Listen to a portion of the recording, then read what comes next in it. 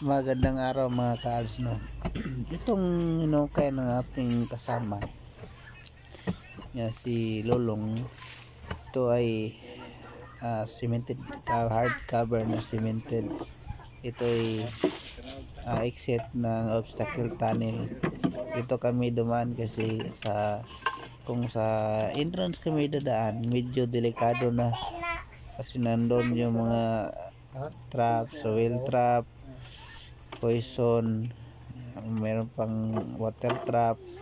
So meron na kasing nagtuturo na dyan yung exit ng obstacle tunnel, kaya dyan namin inukay ng aking mga kasama.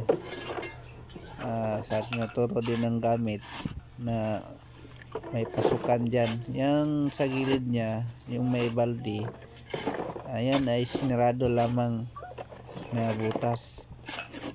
May daanan na yan, 45 degrees pababa ka. Pero sa mga kuan namin, tapusin namin yung cemented na kinaber na sa mga kapar niya sa 6 to 8 feet ang kapal ng cover. Yan ang patuloy namin ngayon na binabakbak na matapos, kasi may hinahanap kami na giveaways. Yan lang po mga ka-adventures. Salamat po sa panonood sa kunting video.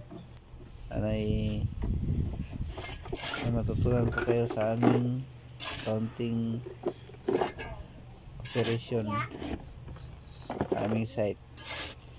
Yan po ay dyan yung nakaroon po yung araw na 3 weeks ago. Yan po yung may nakuha kami puzzle na obstacle tunnel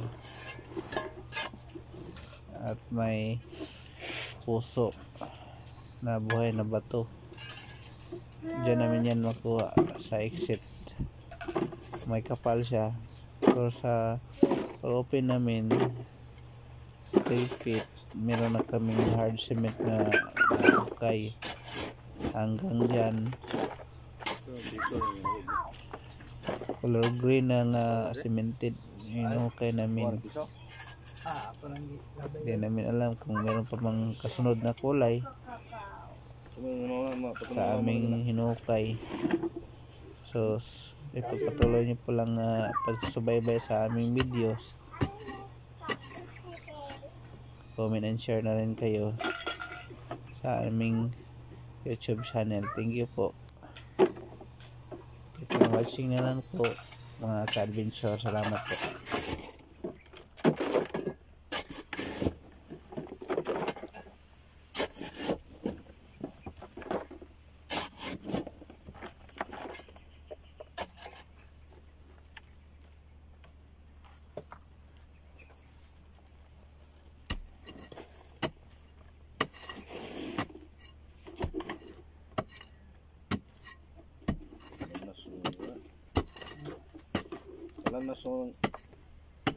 Kung may mapansin kayo sa kanyang binubungkal, parang mayanig yung paligid, kasi yan ay isang takip lamang na sa isang exit tunnel. So mag-iingat kami kasi sobrang delikado yan. Pag once na bumiga yan at baka biglang usok pababa yung kasama namin pag hindi nag-iingat siya. Siya ay parang isang trap na rin para sa mga treasure hunter na sumusubok na makahanap ng kayamanan. Iingnan nga matama nana. So yan, Tulog na. so subukan niya talaga na maghinay lang. Kaya lang kusang bumibigay yung nasa paligid ng tinakip na simento, kasi yung nasa paanan ng kamay niya matitigas na yan, pero yung hinuhukay niya malambot na simento, parang toasted bread. Diyan din mismo dumadaan yung tubig papuntang tunnel, nakafilterize na. Kasi ang may tumatagos lang ang tubig. Kaya kunting ingat lang sa aming mga kasama sa paghuhukay sa baba. Medyo delikado, baka mahulog sila. Nasa 78 feet kami. So ano yan yung takip ng tunnel. Meron talaga siyang espasyo kasi open tuan siya, parang sinarado lang. Meron talagang yung sirado talaga yan, pero ang ilalim pa tinakpan mo, meron pa rin siyang espasyo na gigiwang kasi may lalabas din na hangin. So mga ka-adventure, salamat po sa pakikinig at panonood sa aking videos at pag-share sa aming operation. Thank you po.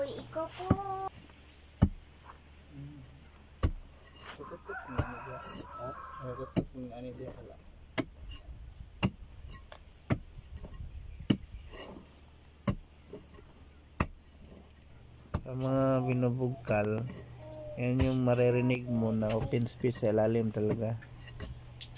Sikay na!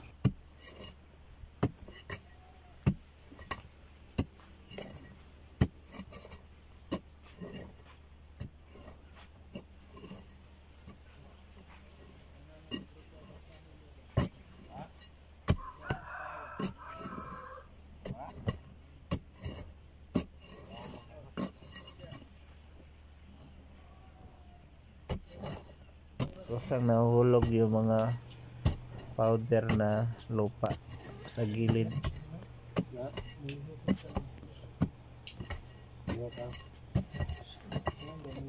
So mga ka-adventure, yan lamang po, at sa sunod na naman na video, yan ang kaunting video sa i-share ko.